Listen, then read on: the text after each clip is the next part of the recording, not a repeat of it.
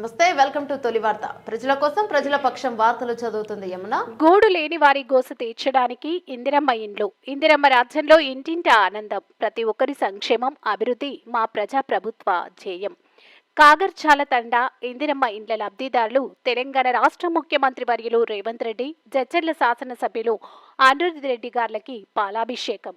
నవాబుపేట మండలం కాగర్చాల తండాలో ఇందిరమ్మ ఇండ్లను తెలంగాణ రాష్ట్ర ప్రభుత్వం ప్రతిష్టాత్మకంగా చేపట్టిన ఇందిరమ్మ ఇండ్ల ముగ్గు పోసి ప్రొసీడింగ్స్ అందజేసిన అనంతరం ఆనందంలో సీఎం, ఎమ్మెల్యేకి చిత్రపటానికి పాలాభిషేక కార్యక్రమం నిర్వహించడం జరిగింది.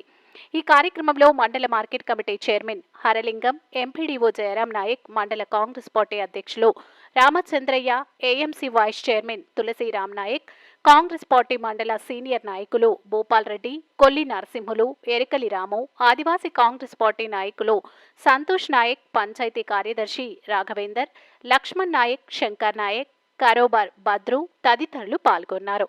మీ తొలివార్త న్యూస్ ని సబ్స్క్రైబ్ చేసి, లైక్ చేసి, షేర్ చేయండి.